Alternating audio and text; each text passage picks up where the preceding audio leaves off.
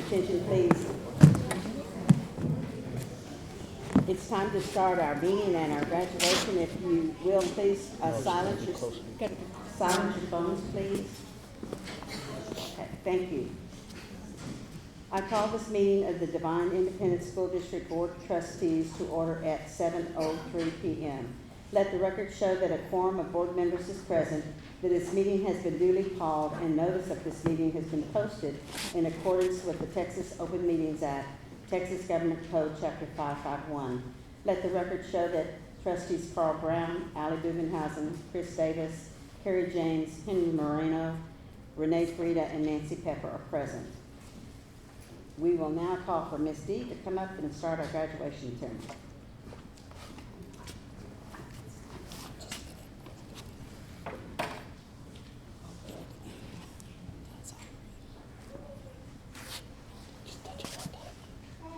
You don't have to hold it, just press it and let go. We did, it's good.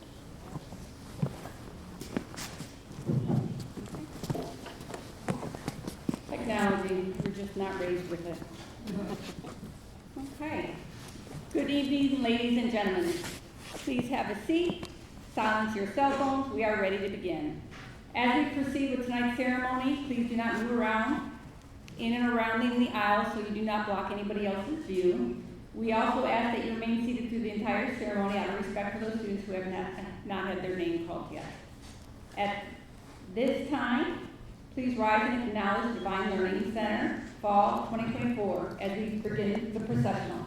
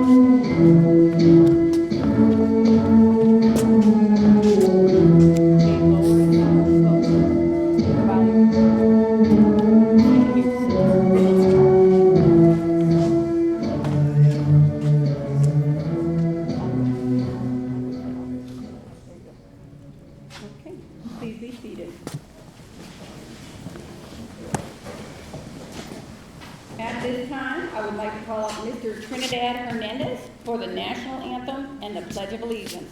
Yeah. Please stand for the Pledge of Allegiance. Please stand for the Pledge of Allegiance. I pledge allegiance to the flag of the United States of America and to the republic for which it stands, one nation, under God, indivisible, with liberty and justice for all. Please stay standing for the national anthem.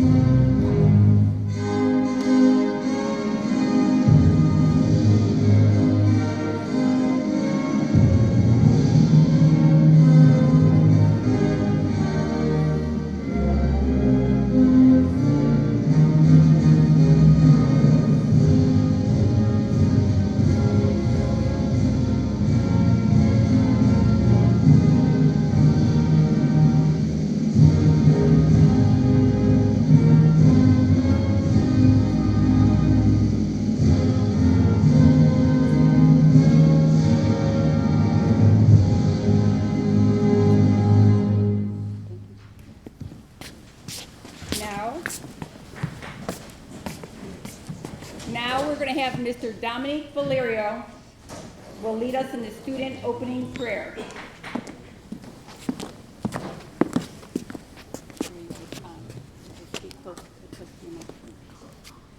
If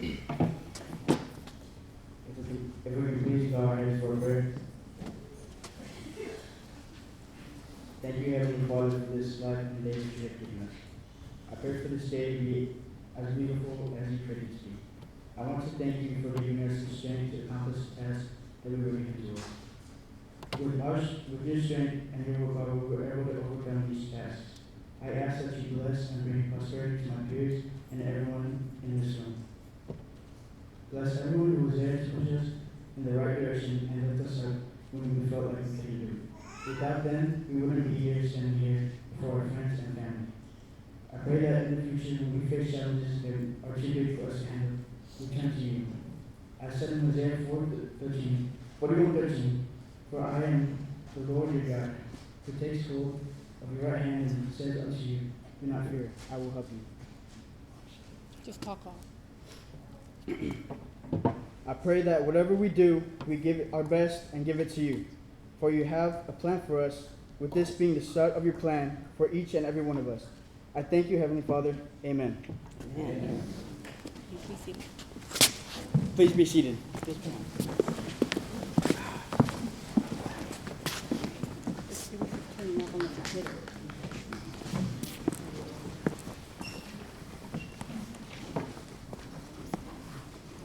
I stand here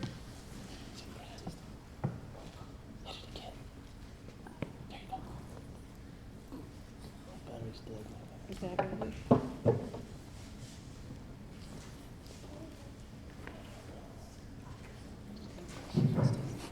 I stand here before you today with a group of inspiring young men and women who can bring to mind only one word: perseverance.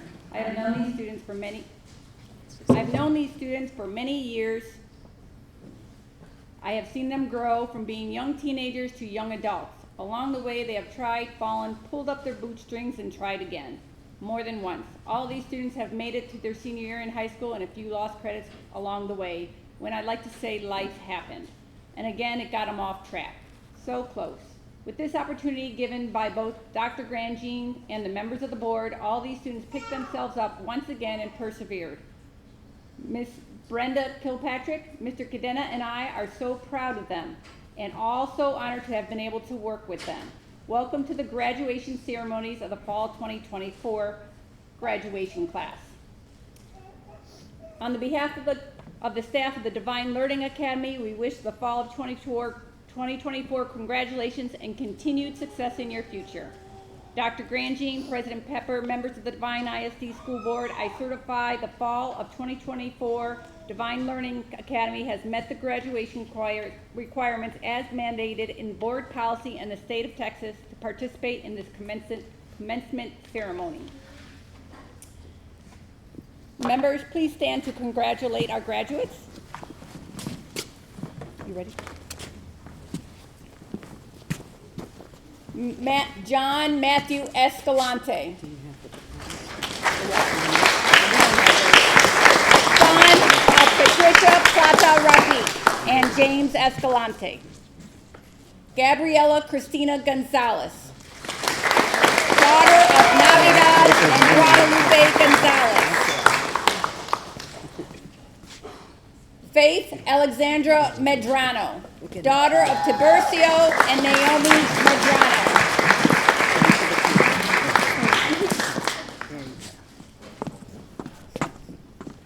Maximus Jose Pedroza,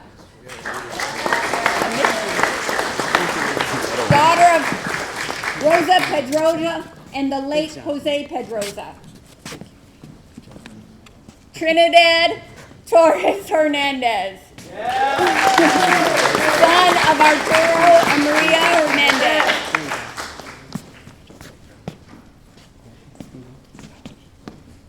Ethan Allen Stone, son of Kathy Thompson.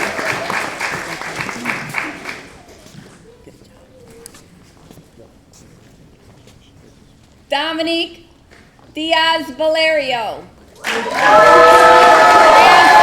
of Flora Cardenas.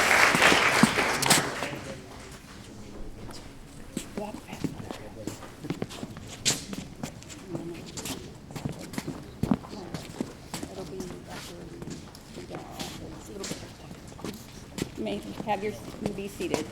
I'm just going to wait for them to come on up here.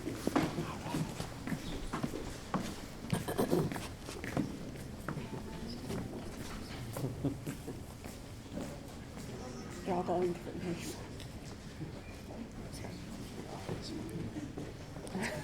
You done.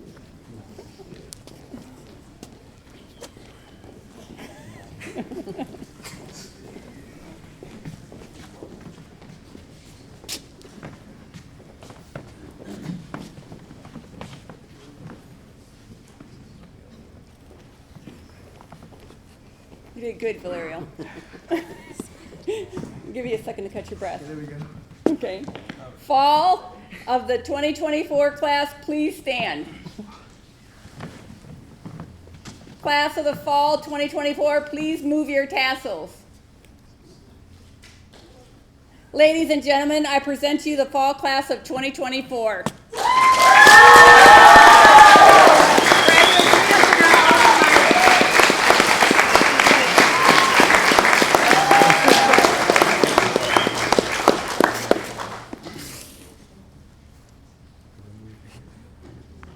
Make sure it's loud.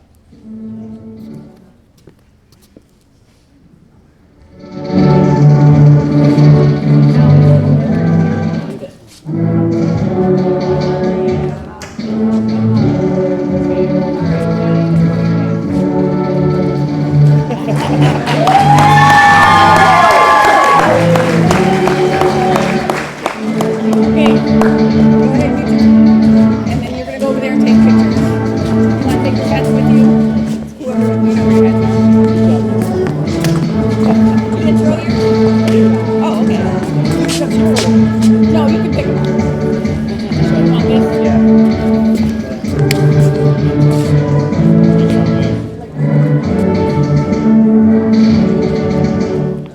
Thank you, ma'am. Guess it went okay. Okay.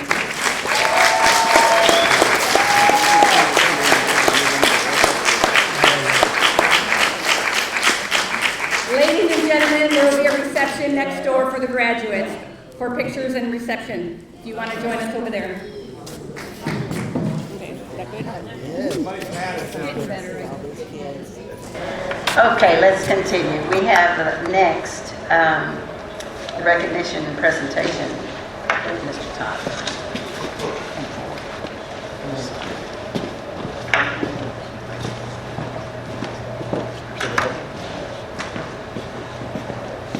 Since you're part of this.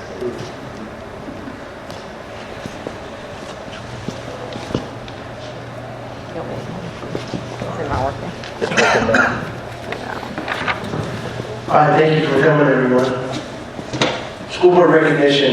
The theme of this year's School Board Recognition Month is locally elected, community connected, and this highlights the connection between school trustees and their communities. School board members are the largest group of locally elected officials in the state. Our board members are vital. Their dedication, vision, and commitment shape the future of our schools and students. Dan Troxwell, Executive Director of Texas Education Agency, states that he actually applauded the efforts of volunteer trustees in providing leadership and good governance so that school districts can focus on educating the 5.4 million public school kids in their care. Texas school boards are so important because they bring a deep understanding of the needs and aspirations of their local communities to their role, Troxwell said. Boards lead their districts by it's the battery, right? Because I didn't touch it. I'm trying to keep my thumb way away from it. Boards lead their districts by providing oversight, setting goals, overseeing the budget, and selecting and evaluating the superintendent. These volunteers serve for the betterment of their communities. Board members serving Devine ISD are, and as I call your name, please come around or I'll come to you and who's going to take a picture?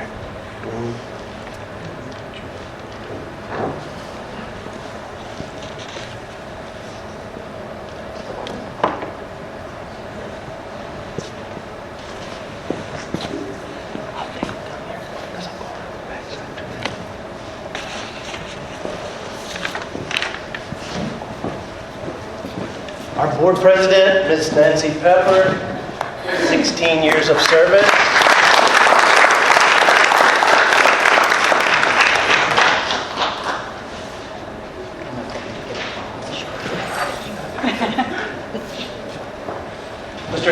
Moreno, Vice President, 16 years of service.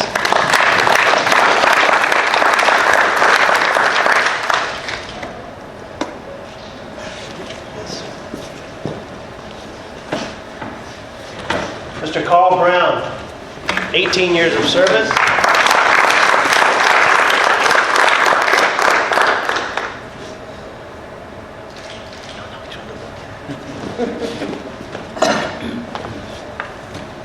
Mr. Chris Davis, 5 years of service.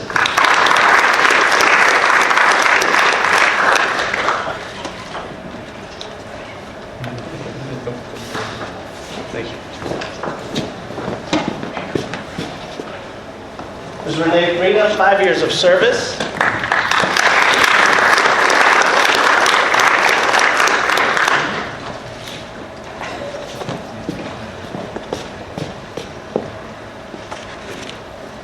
Ms. Carrie James? It's right here. Okay. Let's switch. Right there. No, that's a different one. 6 years of service.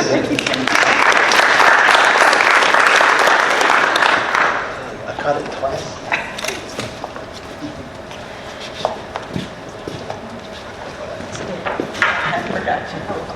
And Miss Allie Bovinghausen, 3 years of service.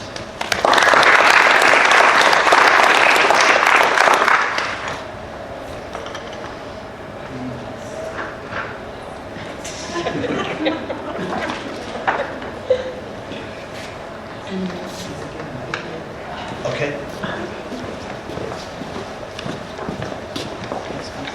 Yes. That's mine. Yeah. It's like, who took the picture with the wrong name? Do we need to do that one again? Was it No, we like to have proof of your mistake. Yes, put it in the paper. It's fine.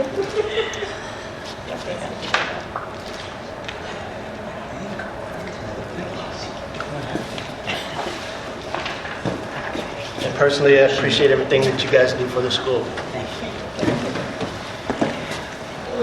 Yes, ma'am. All right, next, if I can have Ms. Kelly Jopling and Mindy Cross come probably over here, I guess. Would be best. As you remember, we had a student that experienced a medical condition not too long back, and it was based on the awareness and the compassion that our employees showed that this was actually picked up. Parents were alerted. The child was given medical care, urgent medical care, and it was based on the action of 2 of our employees. We didn't have Ms. Jopling at the last meeting because we didn't gather details until later. So it's like there's no way we're going to miss out on this. Mandy has a better story for you, so I'll let her give the details. Well, Dr. Grandjean pretty much took everything that I was going to say. We had a medical emergency that kind of took over Clayson route from mid-November through December. And through the dedication and love and caring attention from our teachers and staff, and including Nurse Jopling here, we did get the child the attention that he needed. She gathered and charted data and got that information to the parents, so they were able to take that and hand that information right over to the ER when they got there and help kind of expedite the process. And we could not have done that as quickly if it had not been for everything that she does for our campus and our students every day. So on behalf of the Board of Trustees, I would like to award Kelly Jopling this School Board Excellence Award. And it reads, in gratitude for your continued dedication to our students and for going above and beyond in ensuring their well-being.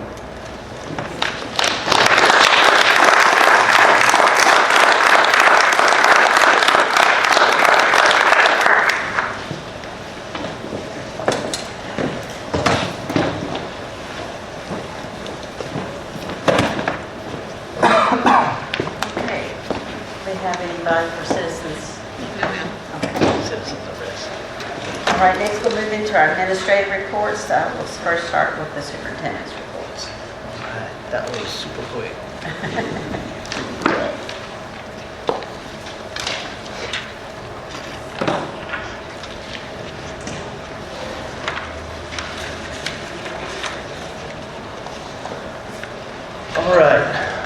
For the superintendent report, and then I will do the personnel report.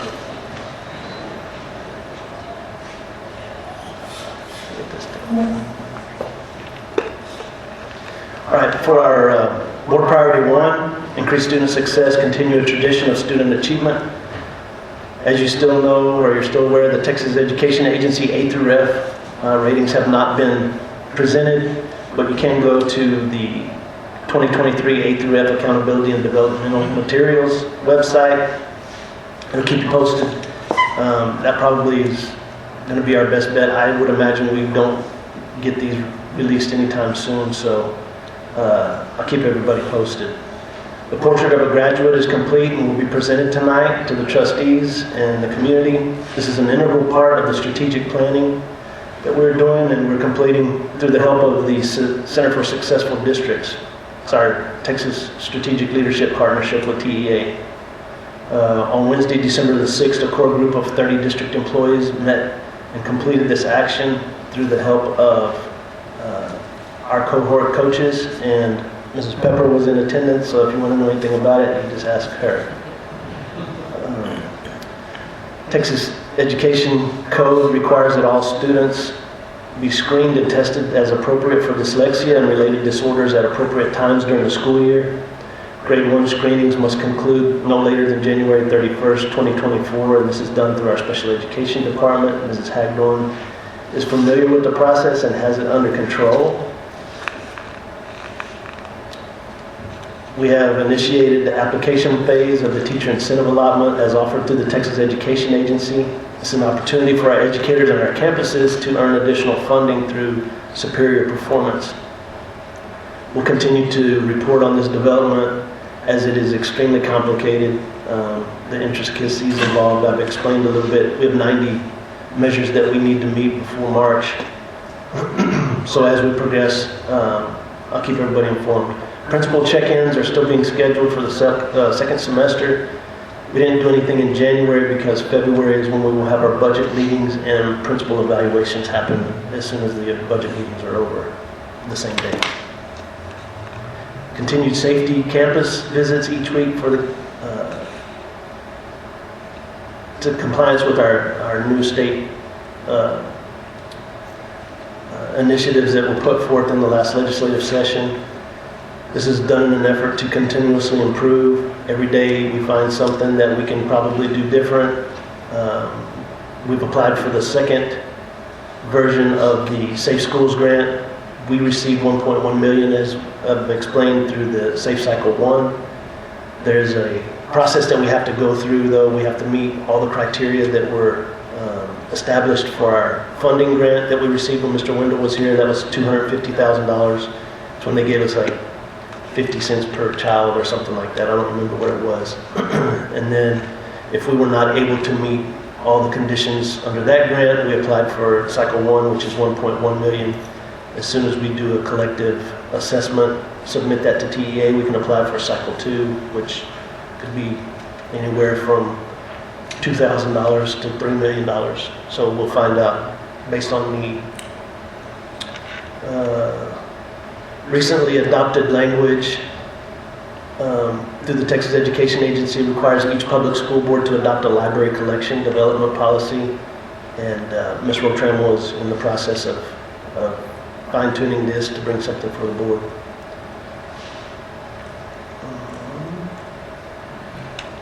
We're currently working closely with Sledge Engineering to develop the updated cost list for all of our projects associated with the 2023 bond referendum.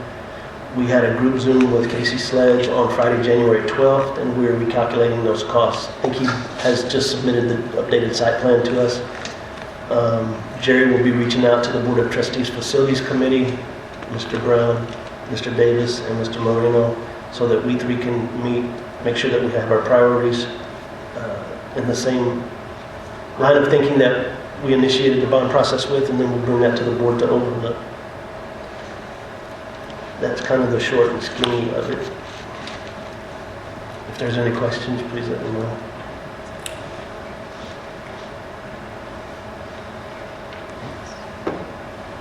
Oh yes, personnel. On the personnel side,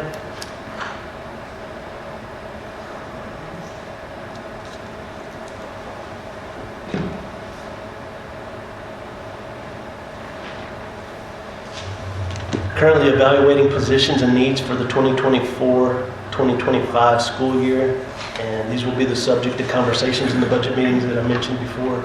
T-test evaluation process is fully underway. Campus administrators are starting to begin their walkthroughs and their evaluation schedules for staff. Principal self-evaluations will go out this week.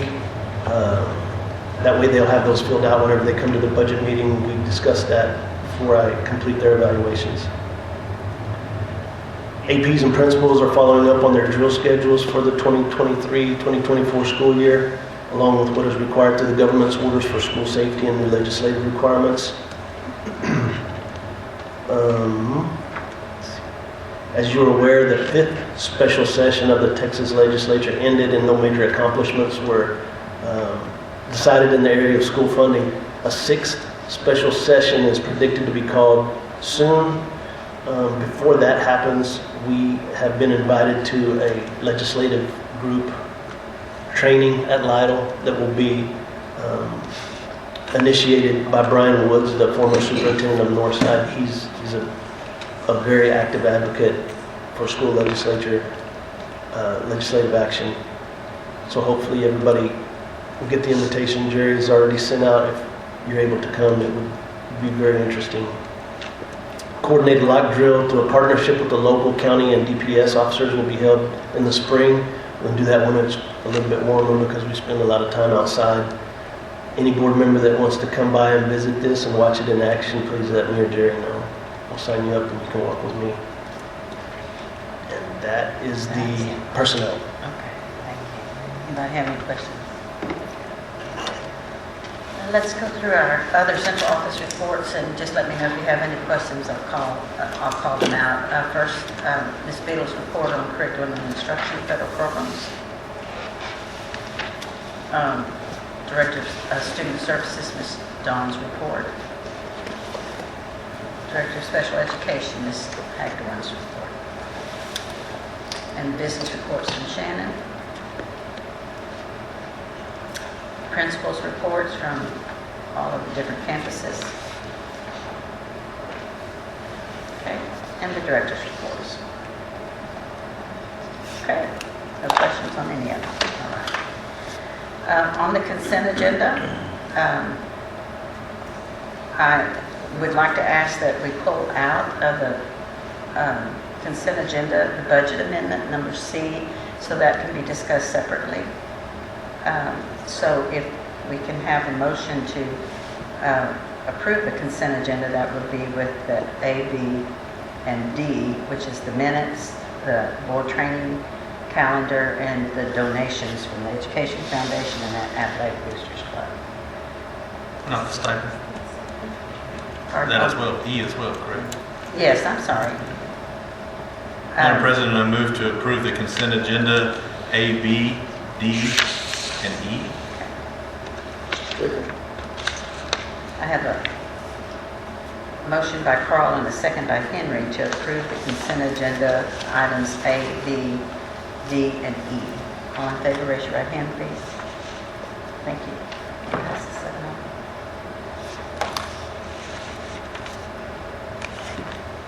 7-0. Now, to discuss the amendment.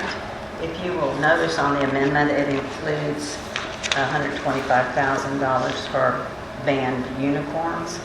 I asked that it be pulled out so that we could discuss that. I personally don't have much information about the, anything about it.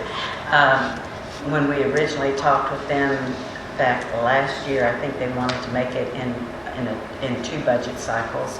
As I understand, this might be for the whole amount, and so I'm not real sure about putting the whole amount of it in this year's budget if it's only going to be the half of it for the down payment. Nothing has been ordered, nothing has been decided. This is something they've been talking about since Mr. Sanchez came. So I'd like your feelings on the subject. Are these needed for the start of next year? Don't know. Timing wise, that's why they would want to get the budget amendment approved so they could be ordered and have them in time. So they would need all of them, Right. not half of them. Well, so they wouldn't get half. The reason that we have split it in half, or every school probably across the state splits it in half, is because you put half down when you order these, so that you're committed to them, and then when they're shipped and you receive them, then you pay the other half. So they're ordering all of them while they're only paying for them. Correct. And discussion started even before the year, probably the year that Mr. Miller, his last year, but he didn't want to You go want to hold through. them off till we have. He didn't want to go through and order band uniforms if he knew he was going to not be here the next year to get that. So we would have encumbered half of it last year, Right. but because we delayed, now we have all of it. Correct. And that But was we'll their- still that was pay for their- half now and then half in 2024, 25. yeah. That That would be the arrangement that we would make with the company. I have never seen, places that I've been, this has happened twice, and then friends that I have, I've never seen anybody have to pay for all of the band uniforms before you get them, because if you get them, they're like parachute pants, right? And then now you're stuck. So is this 125 for half, or is it? I think the reason that, way I understand is that the reason that Shannon wanted the entire budget amendment was just so that that money was there. It's not necessarily needed, right? And that what we ended up, we could change the amendment and say half. Well, I'm just want to make sure that the band total cost is 125, not 250. No, we got 3 quotes. We do have 3 quotes on the books, and that was the number there. I'm okay with it. I just want to make sure we're spending $250,000 on Right. band You uniforms. say, What's your recommendation? I recommend that we approve it for at least half for this budget cycle. And how old are the current uniforms? 2015, 2014, 15, 2015, 16. They're 10 years old.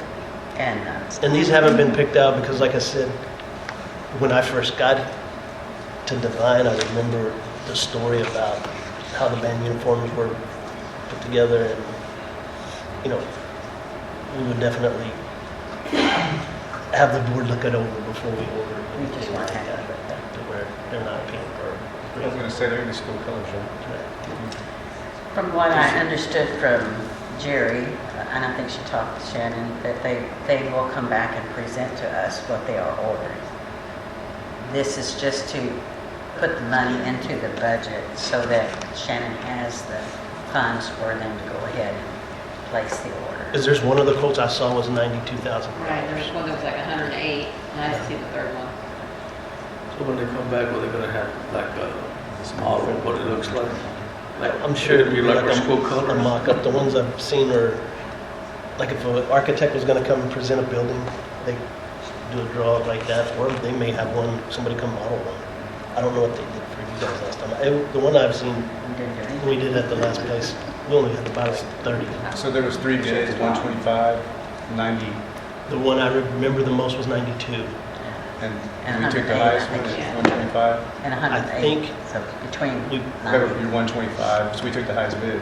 And it's not that you normally take the lowest bid, that may have been a lower product too. though. No, I'm just, Right. yeah, I don't know I was that- just curious if there was like a big difference. I mean, that's a big difference. Of I don't know that 30 grand. that they've taken the highest bid. I think she wants that amount to be available. Up to 100? Up to. Okay. But I also would recommend just putting half in the budget because it's not actually all of it's going to be spent in this budget year. And the important That makes piece, sense. the important piece to recognize is some people could try to put fence posts in line that don't align. It's not, the bond didn't get approved and now we're buying the band uniforms.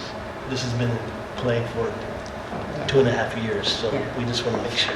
Make sure that they It's the normal- understand. Right. It's the normal cycle The for start new of uniforms. band is gonna be in August, and our year ends end of June, so wouldn't we go ahead and just put it all in there, and so she can pay it? It'll be, depends on when they come in. I would imagine she probably would pay one, we'd probably have to pay half right now. No, I Right. get it. And then when the new year started, Is it gonna be First after of the new year? July. They're gonna be here probably before the True. yes. that may be another reason. So maybe just put it up to 125 for band uniforms, to pay half now and half up on receipt. And that's a very logical motion. And the other thing that's in the budget amendment is just to add in the donations that were given. That was 5,000, I think. 5,000 in donations, just that would be added to it. The dual credit, softball uniforms, and I can't remember what the third thing was. I thought I saw Oh, it was the Greenheat. Greenheat. Foundation. But the tools Yeah, so it's more than that. So Griggy Foundation was $20,000. 20,000. Half of dual credit is 5,000, and then the softball was like 1574. Yeah. 1574. The dual credit was actually for 10, but they paid 5 now, 5 at the end of the school year. This is on from the foundation. Right. And Yeah, the I'd like to donations. just, Right. I thought we had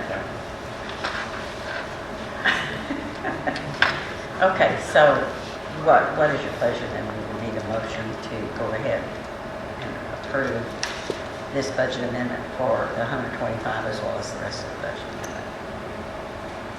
Madam President, I move to approve item C of the consent agenda, the budget amendment.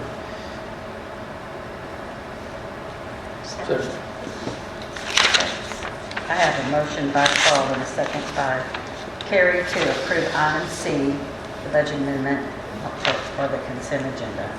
Everybody raise your right hand if you're in favor. Okay, thank you. That's a 7-0. Okay, next, our first action item. I'm sorry, did everybody understand the change to the stipend schedule? I didn't mean to ask that. That is to take care of our Saturdays teachers. Evidently, it was being done before we weren't paying the person that was doing it nicely. They were doing it volunteering. So, first item on our action is consider and take possible action to adopt the strategic priorities. And that's what you're no, I'm going to do the construction. Okay. Construction I know, I'm is confused too. far easier than this one. I knew they were. But we'd like to welcome back Dr. Chris Galloway and Dr. Jeffrey Price. They are from Education Service Center Region 20, but they are the ones that are in charge of our pilot program with TEA.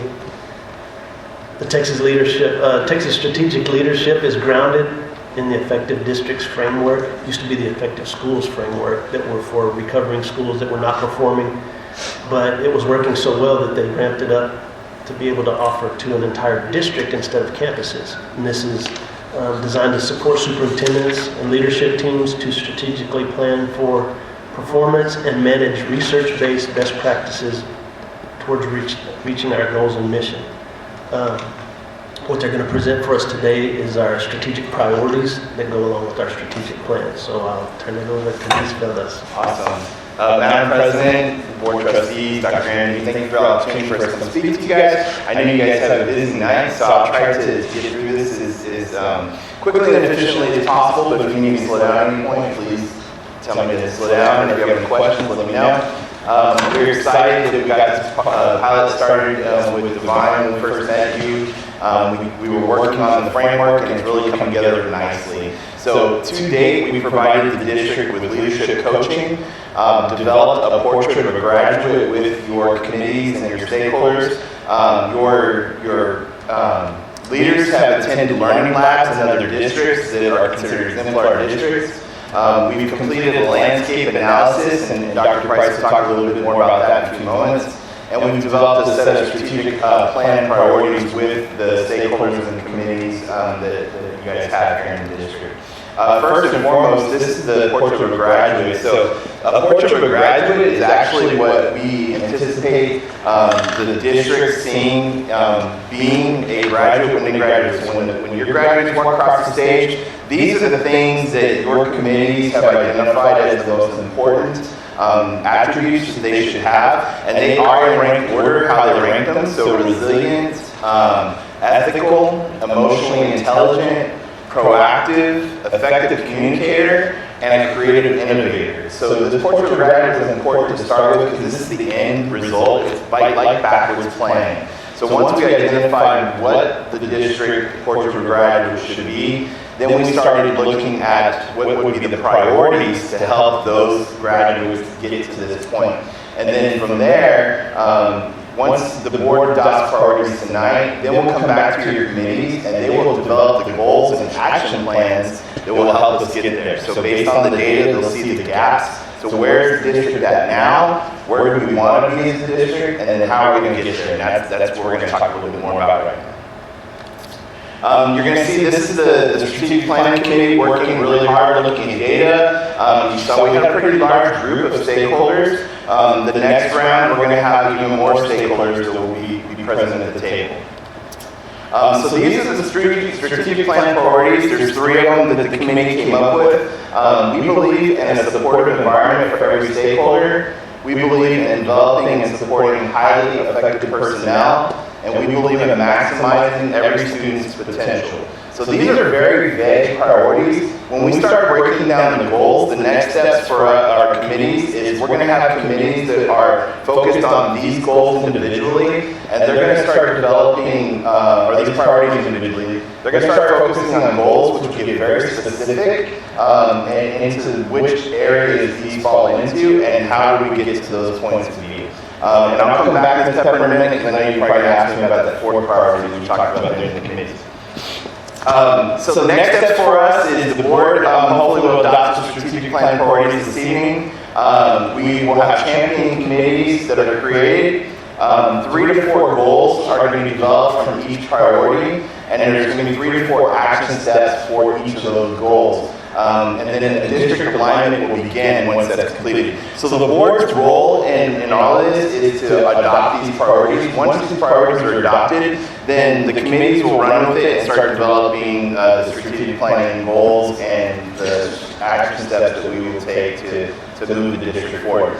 These goals and priorities are all separate from the board goals and priorities. So just because you adopt these tonight, these do not become the board goals. You guys have separate board goals. And next year, we can come together with you guys and look at how we can align board goals that match the strategic plan as well. Now, Ms. Pepper kind of looked at me a minute because one of the things we talked about, the committee, it's made up of stakeholders like teachers, principals, and those type of things. And so they're really student focused. They're really focused on the adults and the staffing and the resources.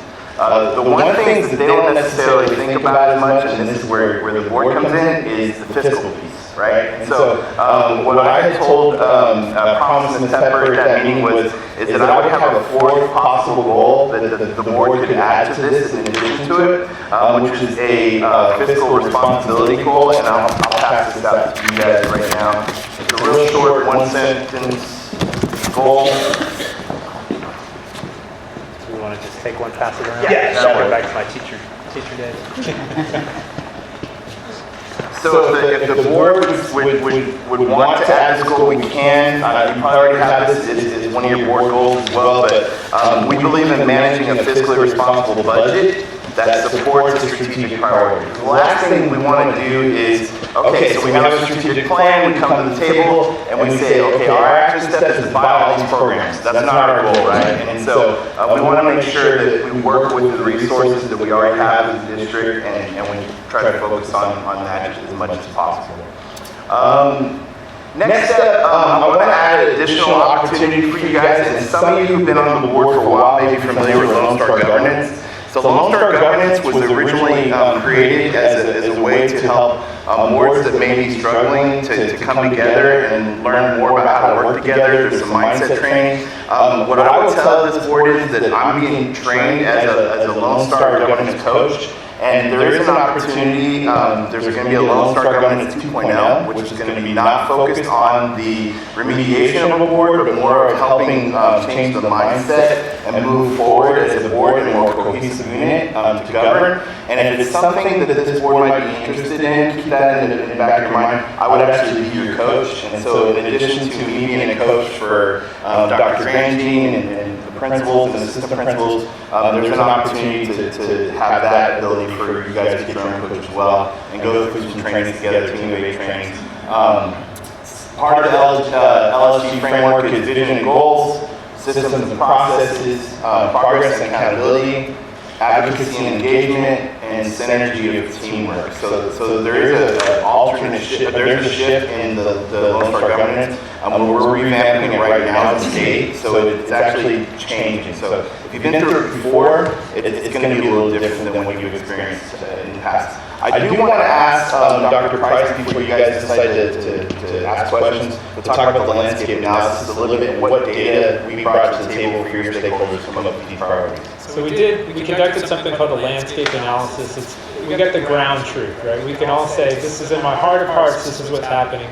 The landscape analysis was pretty a broad brushstroke looking at what's going on district-wide. We looked at curricular resources. We looked at what are kids asked to do in the classroom daily. What's the planning structure like? I got a chance to pull a focus group and talk to some instructional coaches about, so what's working? What would you like to add? Just tell me what it really is. We also looked at the HR piece, the talent management. How's that going? How are we doing with recruiting and retaining? What are our college readiness goals look like? And we included also surveys. Some of y'all might have taken those surveys. So for parents, teachers, students, and community members as well. So we took all of that, and rather than me sitting around in my little desk and saying, here's what it says, that's what all of the strategic planning worked. With all of this, it was using a structured sort of protocol with it. Here's what this says, let's unpack it, let's talk about it, what do we see? And from there, that's where we got those big, broad umbrella brushstrokes. We had the portrait of a graduate. We already said, y'all, this is what we want a kid to look like when they walk across the stage. When those kids walked across the stage tonight, this is what we want, right? So then, here's what we're doing right now. What do we see? What are our priorities here as a district? And so from there, that's where we landed on those three. And to Dr. Galloway's point, right, and to what Ms. Pepper was saying at the meeting, right, that's all great, but we don't want someone saying, what we need is more stuff. Let's just buy stuff. And so that's why we've added that other strategic priority for y'all. Questions on the landscape analysis? A lot of people appreciate all the work that all of the district personnel put in. They've been amazingly engaged. Definitely engaged. It was a big group, and I mean, some of the conversations were amazing. And they pushed. You would be glad to know your staff, and they're laughing because I coached some of them back there. They would call us out like, I don't want to do that. Like, okay, why? Tell me why. Explain why. Let's base it in the data, right? And so there was a lot of data focused conversations. Are there any questions about the priorities, concerns with the wording? This is an opportunity to really dive into it if there's anything you guys want to change or add.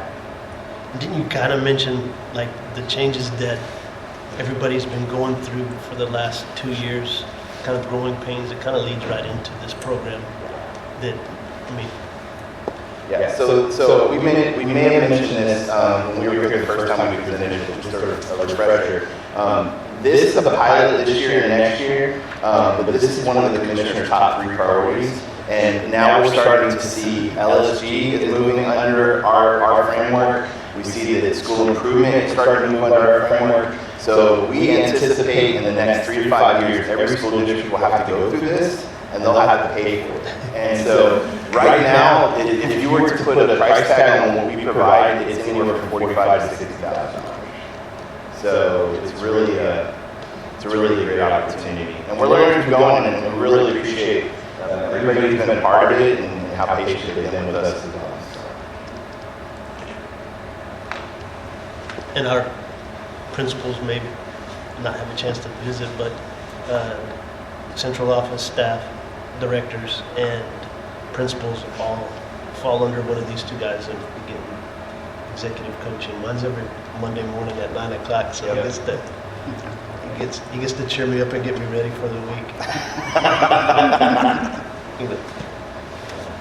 So I guess the next step for you guys would be, if you want to add the financial piece, you all would decide to do that, and then if possible, someone will make a motion and approve. This is the recommendation, I think, from Dr. Grandjean, not jump ahead of me. No, for sure. Jump in my superintendent hat, sorry. Step back. And the one thing, though, I'm glad that you covered, you're not adopting new board goals. Correct. Right. You're not doing that. This is strategic priorities is what we're looking at. Anybody have any other questions? Are we doing better than Northeast ISD? Yeah, you guys, well, Northeast ISD kind of dropped off. You guys are doing great.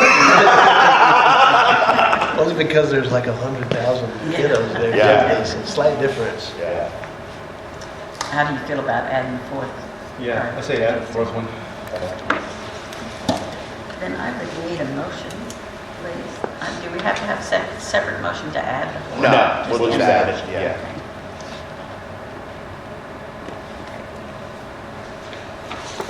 Madam President, move to select and design and build construction delivery No, method. no, That one? No, the one before that. It's number 8. Okay. Madam President, move to adopt the strategic priorities as presented. Second. All right, I have a motion by Henry and a second by Carl to adopt the strategic priorities, and that is with adding that fourth one. All in favor, please raise your right hand. Thank you. Passes 7-0. Thank you. Thank you guys, appreciate you. Thank you. Thank you. We're gonna select the delivery method if y'all stick around. Sounds like a class. Okay, next we do consider and take possible action to approve the 2023 bond construction delivery method. Grandjean, so take care of that.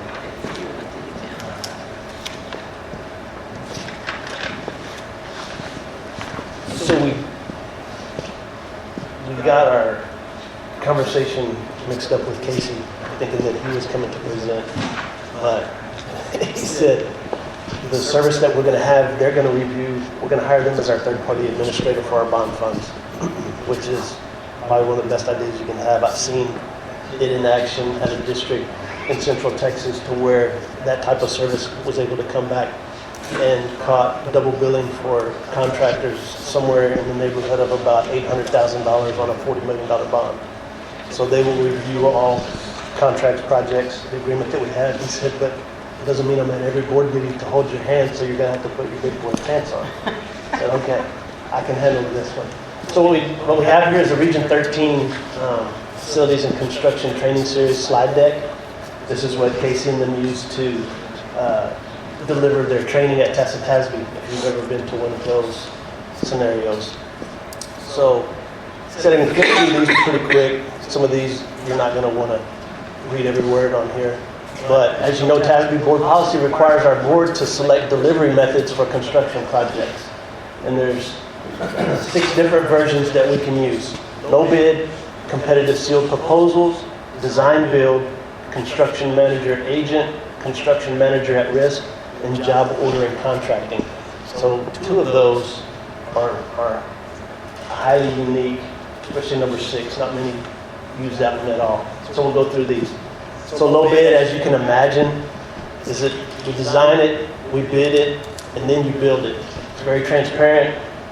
Usually goes to the low bidder. Don't necessarily have to go to the low bidder. You can put criteria into our bidding process to where if we've had previous experience with other contractors, we've had good results from them, don't necessarily have to take low bid. Competitive sealed proposals, same type. We design it, we get the proposals in, we may put in the newspaper, you got 30 days, anybody that wants to submit a sealed proposal, and then Ms. Pepper or Darren or somebody, one of us would be a designee, would open these all at one time. Usually your contractors all show up and pick from that. Have to score these with the scoring sheet. We get to design our own criteria. Makes competition a factor in getting our pricing down. It's extremely transparent, and sometimes if you don't make your scoring criteria very objective, you could get criticized for this. I've never seen that happen, but we did mention some things. So no bid and our competitive sealed proposal, these are how the phases and the timetable would plan out. As you can see, the orange, construction always is the biggest part in any phase. Design and sealed proposal is a little bit shorter. You have the bidding. Your design team is usually over the contractor in these 2 pieces. So design build, we hire one joint firm. That means the architect and the contractor are a team. It's popular in private industry. We can usually start some construction early if they already know what they want to do. Excellent designer contractor communication. This one is important in the type of projects that we're just sort of let the cat out of the bag. This one I'm going to recommend. So look at this one as closely as you can. What this does is this puts the contractor over the architect. So the contractor will tell the architect, Ms. Renee, you only have $500,000 for this project, so this is how you need to design it. Instead of the architect being in charge, she's like, well, I have this design that looks amazing, but it's going to be about $200,000 more than you guys want to spend. You know, you find yourself in kind of a pickle. Could be less competition, because what would happen is we would end up putting out an RFQ, request for qualifications. None of that is based on pricing. So what would happen is we probably get anywhere from, I don't know, 10 to 12 qualification proposals.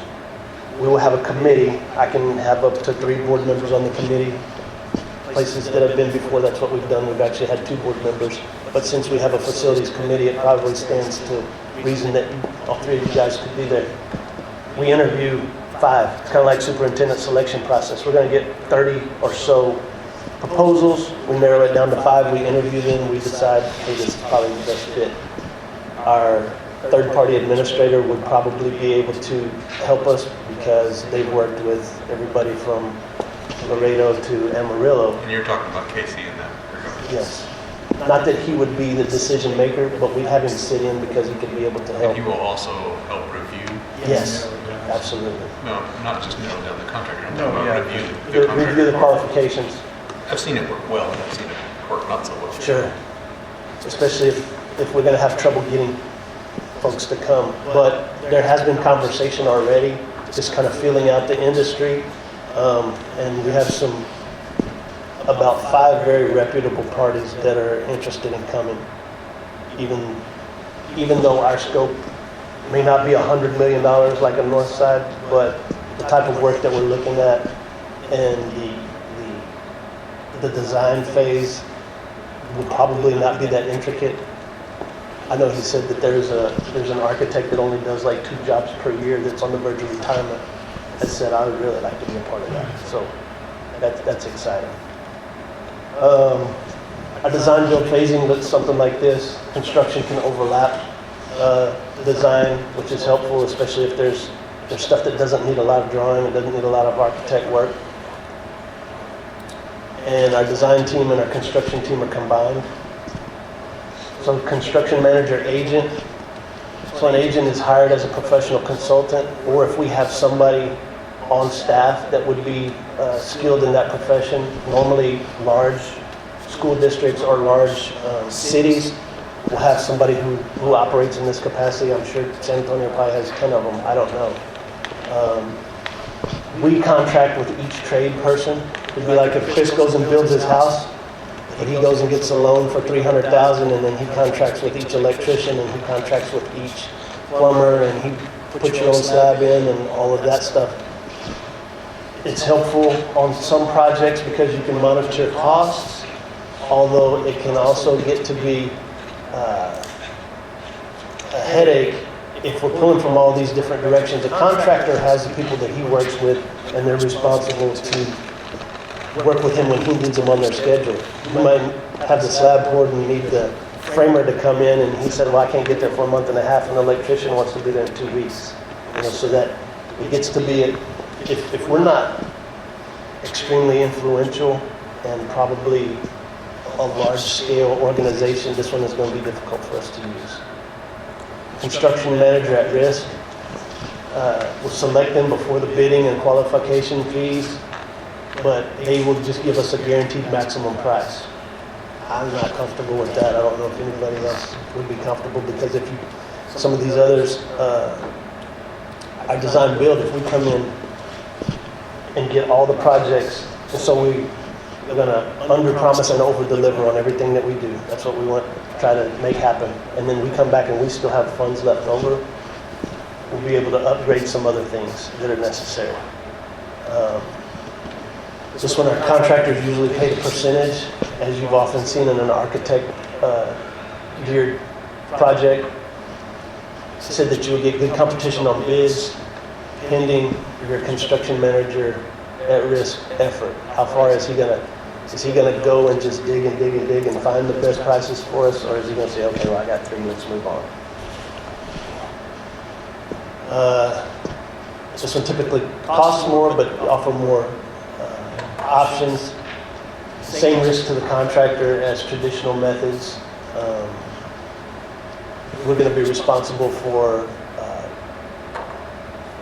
change orders, everything that's involved in a normal construction project is still going to cost us. The bidding process varies, and awarding remains veiled until close to the very end when we get to open all of the bid project bids. Same design team oversees your contractor.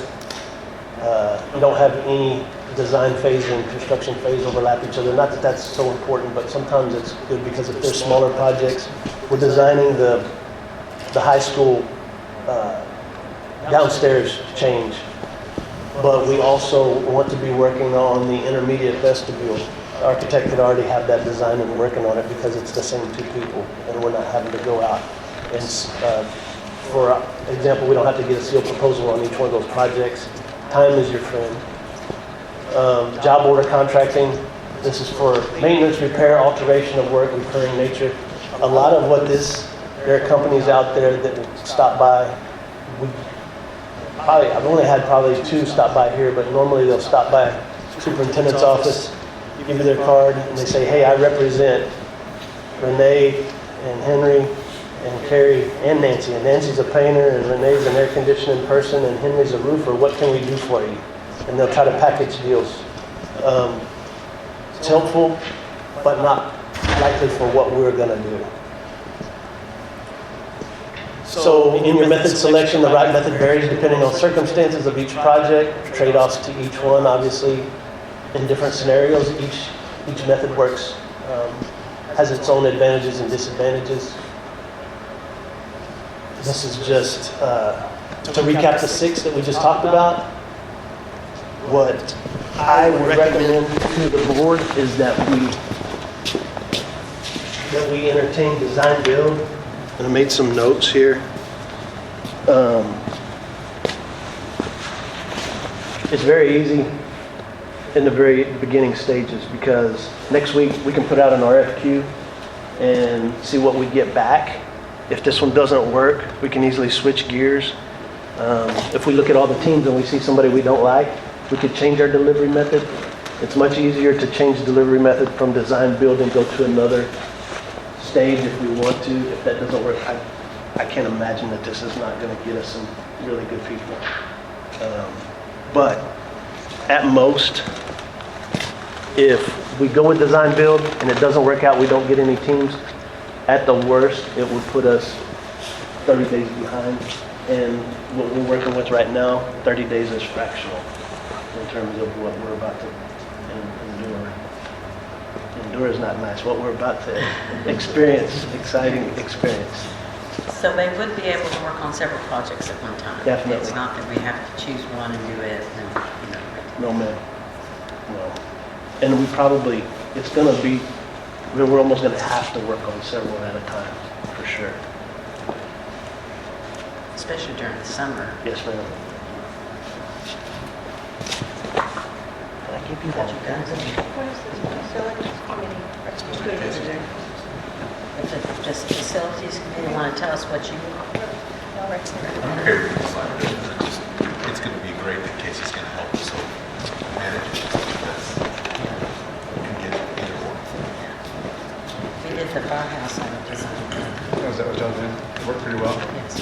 And when I say I recommend design build, it's really because he recommended it to me to recommend. That's what Casey recommends. Yeah. Any other questions? Yes. All feel comfortable with that? Yes, that's the good thing. That we would be able to change it if we found we did it, of course, that would be easier to change. Well, we would need to have a motion. Madam President, I move to select design, build, construction, delivery method for the 2023 bond program projects. Second. Motion by Carl and second by Chris to select the design, build, construction, delivery method for the 2023 bond program. All in favor, raise your right hand. Thank you. Okay, consider and take possible action to call for a school board election. Those of you that may not know, Ally and Carrie are up for the election. Yes, Ally, you. And we need to call for an election because we have that we have that coming anyway. So, and it would be on May the 4th. I don't know if there's anything else I need to. Just said, must state the date of the election, the offices or measures to be voted on. We just mentioned that, the location of the main early voting polling place, and the dates and hours for early voting. We just have to put that on the order. Yeah, She doesn't have to. It's on the order, It's on yeah. the It's all it's on the order. So, That everybody has to sign before you leave. you all have to Is sign.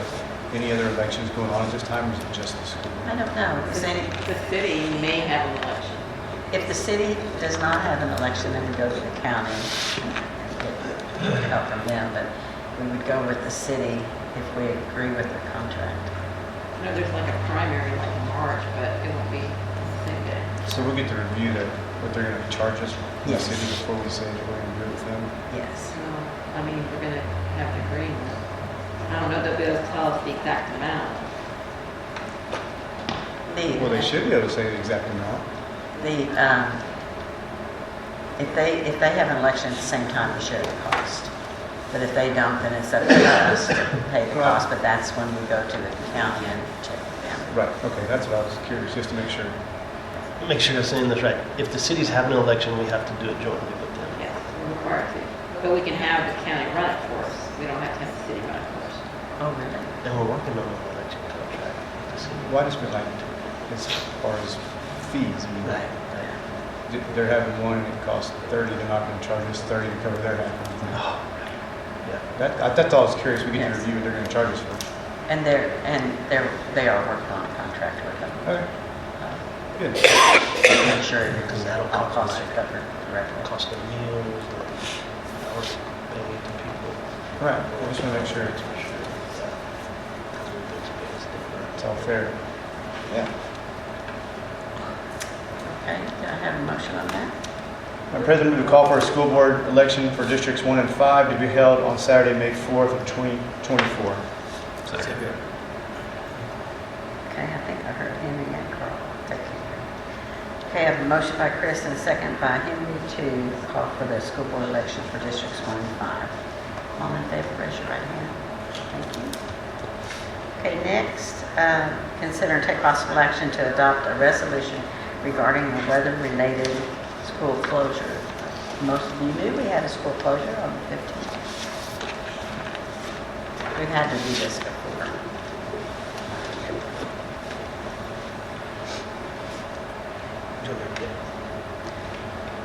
If you want to just explain this. All right, so as everybody knows, under board policy EB local, the board delegates to the superintendent the authority to close schools for reasons of public health and safety.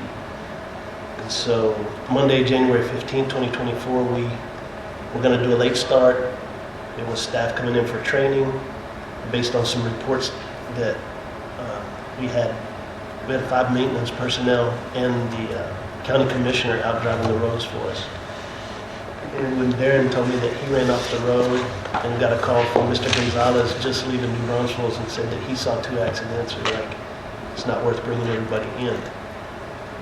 Now, when we do that, either teachers will have to make up a day sometime because they're on a 187-day contract, and or our hourly personnel will lose a day of pay, unless the board decides to pass a public purpose resolution saying that for the benefit of the public and for the purpose of the general wellness of our community, you pass this resolution to pay everybody for that day without teachers having to make it up or hourly people losing a day of pay.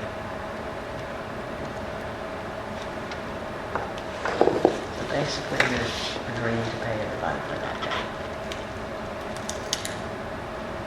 Anybody have any other questions? And Shannon's note is the salary's already in the budget, so. Okay. Can I have a motion? Madam President, go ahead, Henry.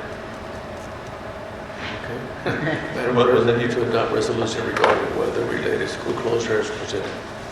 Second. Okay. Motion by Henry and a second by Carl to adopt the resolution regarding the weather-related day, school closure day. All in favor, raise your right hand. Okay. Next, consider and take possible action to set the rate for the early notice incentive award. So as you know, every year, the board approves 10 $500 stipends for anybody who gives us early notice of retirement or resignation. We've been kind of watching this for the last 2 years. Last year, we only had one that took us up on it.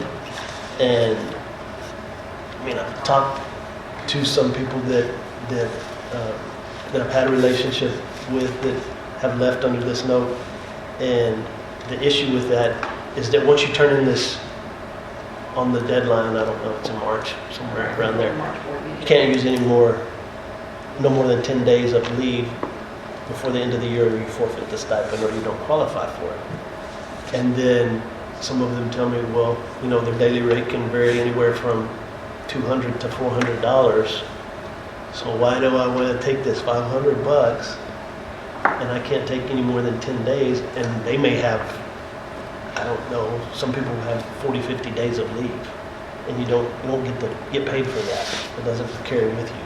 So something that we were looking at possibly was we wouldn't change the money value. Maybe we do 5 at 1,000 or something of that nature. Either that, or I wouldn't say that we would discontinue it. We either leave it the same or go 5 for 1,000. Just because if we take it away, there could definitely be. The year before that, I know we had 3. So it is something, you know, especially if there's nearly 50% of our staff that probably has to, for family reasons or illness or whatever, don't carry days over from year to year. So if you don't have any days, it makes sense that you're not going to take 10 days after you sign up for the stipend.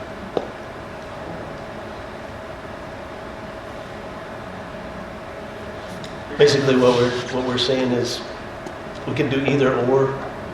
If you have a preference, or we try the 5 at 1,000 and see what we get. So we can leave it the same, disregard it altogether, or make more money for less people. The one thing I would probably not recommend is that we do away with it, just because that could, yeah, somebody may fit in there. I know when we first started, it seemed like we had several more. But I don't think we ever had more than 5. I don't think we ever had 10. Not ever. And it's true, I've known people that were going to be retiring and they weren't going to be able to take any of their, so they didn't take $500. You know, this was worth more for them to have the days. I mean, I didn't even think of this, but probably could amend it too. We could still keep it 10 at $500 and reduce the days, maybe to 5 days, or I don't know. We could do that. And obviously everybody at the table knows, but just so I can say it out loud, they're just trying to reduce. In the spring, our substitute issue gets to be such hard situation. Chalk that out with us, because you just said there's going to be some folks who, for whatever reason, have used all their leave. Mm-hmm. And so if we increase it to 1,000, they got to use all their leave, and they're going to get the 1,000. Okay. And then you have other employees who either haven't experienced a family reason that they had to, Sure. are very diligent Right. and come to work. Right. They get that same $1,000 and lose their leave. It seems like it benefits the person who has exhausted their leave, right? So it almost seems like it would be better to leave it at 500 and allow you to use more leave. So change the leave to no more than 5. Yeah. And keep it at 500. What do you think? I like that. Leave it at 5 and change the days to no more than 5. This is their sick days, they have? Or state personal days is what they call it. So we don't, I think it's prior to 96, you don't have sick leave anymore for the state. There's some people that still put it in as sick leave, but they call it, ours are state personal days. So whether you're sick or just personal reasons.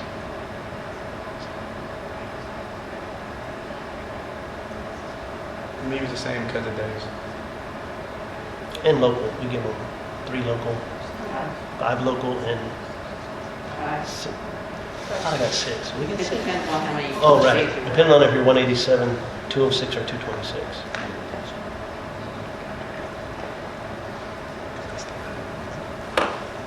So how would we word that motion? Oh, hang on, we would go. So we gotta word it correctly, right? Because we kept saying take no more than 5, so we went from 10 to 5. That's making it worse. Yeah, you go the other way. Keep the amount the same, same amount of employees. So how does it read in the,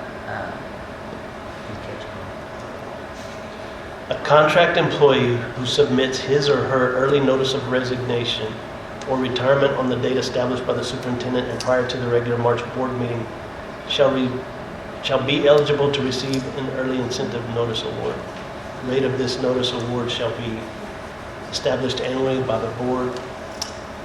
Once, it doesn't say the rest of it, but I know once you submit, then you may not use more than 10 days of it. so we would have to say something about change the policy to, It's actually not in policy, it's just the contract agreement that we make them sign, okay, so we can just change the contract. change the contract agreement to be no more than 5 days.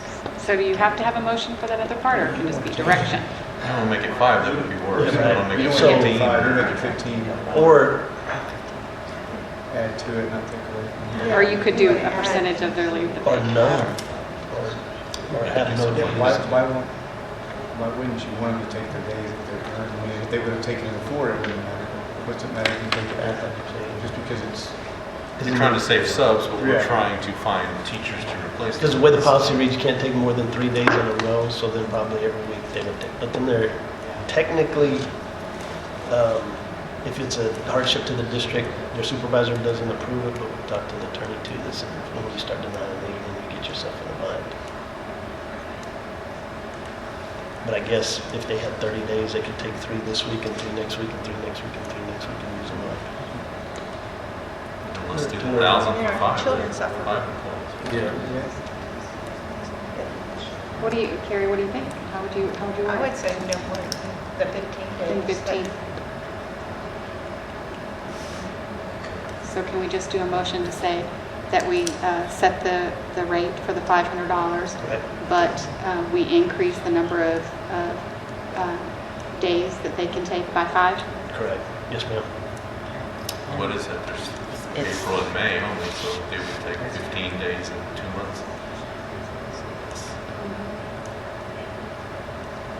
Well, it has to be in by March. So then March, April. Is it all March? And by doing that in a way, say if their daily rate was $400, and you give them 5 extra days, technically, isn't that like $2,000 in a way? I mean, like Aggie math, maybe.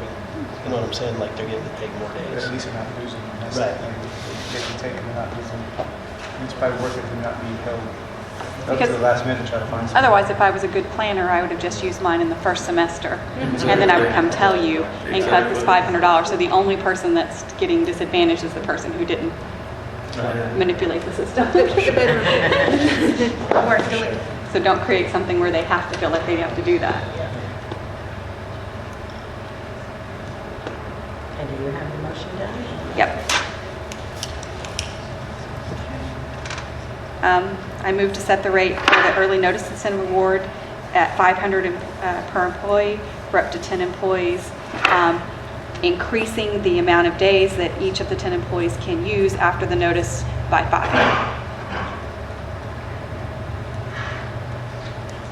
Okay. Second. Does that call?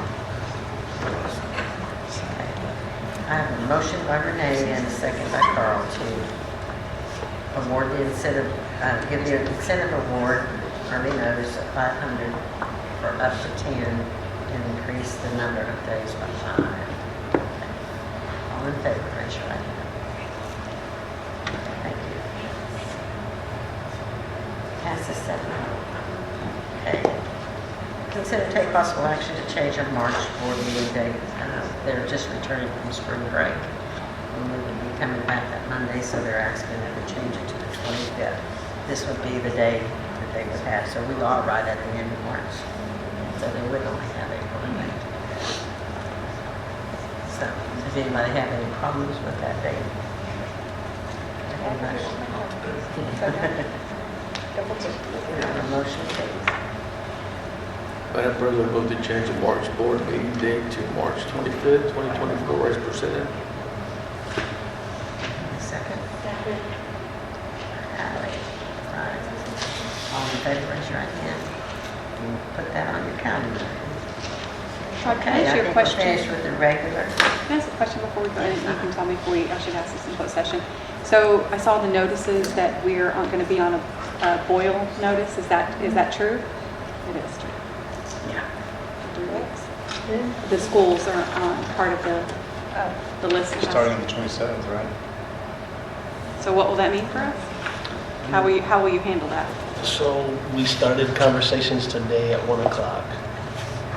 I've got some people working on, so school operations would be okay other than drinking water, right? Restrooms, that type of thing. We're talking come to school, get out of class, go home. Those operations would be fine except for drinking water. And we reached out to a source that we have that's a major grocery store up the road because we have a connection with somebody who works in that executive office, and they're working on trying to get us full pallets of water, one to keep at each. But we'll revert back to the way we were in COVID and request that the parents send drinking water with their kiddo whenever they come to school. Have water on hand in case, can't hand water out to every kiddo. And we want that part. We figured that we've got the locks that go on the water fountains. Never see this. We still have those left over from COVID, so we put the little cover over the water fountains, so we won't use those. Probably have to put a sign. I talked to the health department today. Washing your hands with that water is okay, as long as you observe the rules that we're all supposed to be washing our hands for 20 seconds with soap and water anyway. They said that that's fine. They recommended that we put signs in the restrooms for the age groups that it would affect to don't fill your water bottle up in this sink. Whether they do or they don't, who knows, but at least we're saying, giving them. Food service is another trick. We've been through this at different places that we've been at. They have to boil water to be able to wash their dishes. That gets to be a trick. We use plasticware anyway, so we don't wash trays anymore. That's not a piece of the lunchroom piece that we run through. Food service has different guidelines that they'll have to go through. The problem comes with after-school activities because that's when they're going to shut the water off. They said anywhere from 5:30 to 8 p.m. And it's kind of a zone. When I was looking at the roads, it gives a list. It encompasses the elementary, the intermediate, the middle school, and DSAC and the high school. So, as you know, every Tuesday and every Friday we have a basketball game. There'll be no restrooms when the water's off. And I don't know that this is, this isn't the plan yet, so it's not to put out that we know, to the public. I've had this exact scenario happen at a school where we were having, because Jimbo and them have a basketball tournament planned the 3rd of February. But when we were in Granger, we had 6 porta potties that were standing outside of the gym. So either you cancel the basketball tournament, which we're not saying, oh my God, we gotta have the tournament. We're just saying basketball, junior high,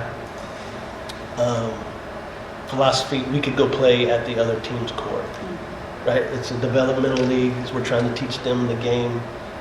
You don't move forward on standings. High school varsity, is a different scenario, and by no means are we saying that sports rule anything, but we want to give our kiddos the best advantage to move forward into any type of playoffs or anything like that. So we've already finished the first half of sports. So that means we've either already played at their place or they've already played at our place. So we don't want to move and go play at their place and give them a home court advantage. But another option to that I've gone through in the same situation is maybe we have a partnership with Natalia, and if they're gone, we have a gym that we could use of theirs. Even though it's not our gym, it's not the other team's gym either. And if you're going to make the playoffs, you're playing in a neutral site anyway, so it's almost like you could say we're practicing for the playoffs because you're playing in another gym. Haven't worked through that yet. I didn't get a chance to talk to Coach Sessions until about 2:45, and so ran this through him. Haven't had admin meeting yet. We got this, when I got back from lunch, it was probably 1:15 is when I first heard of it. I told him I felt like they weren't giving us enough notice. No. I mean, shut it off on Saturday and It's going to be a nightmare we just started a new partnership with the youth sports, the basketball. They're practicing with us and they're using the facilities on the weekends. We talked about this 4 years ago. How can we make that more available to them? They're cleaning up. We've given them a little bit better rate because I told them it's important that, we cover our costs for lights and facilities, but that they keep their money in their organization to use for the kiddos. And if it's closed on Saturdays and Sundays, they are talking about intermediate shutoffs from 9 a.m. to 5:30 p.m.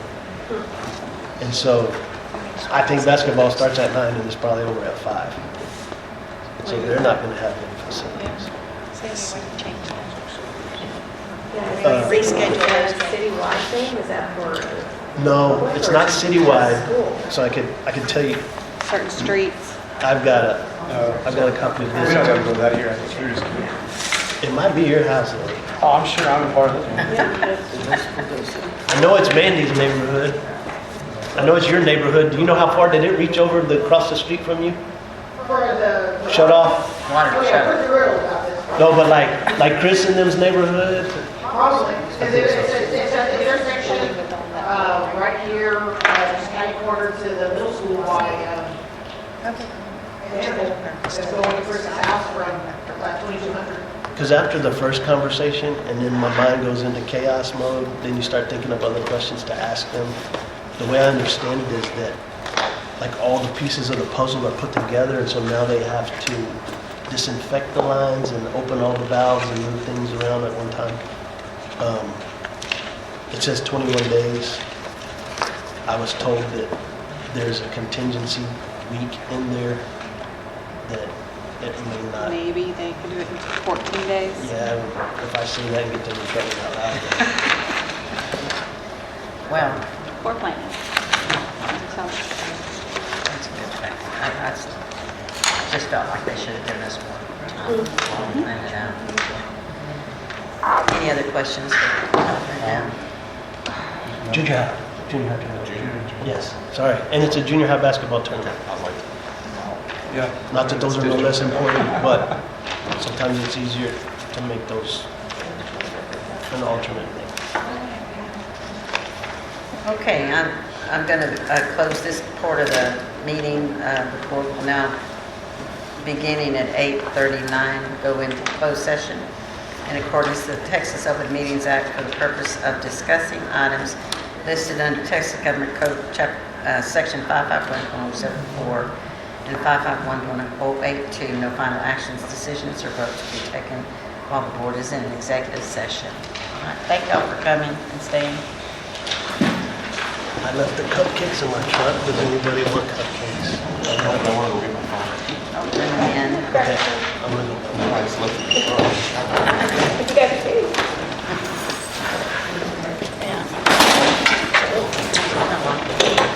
Gals are probably all out. So second.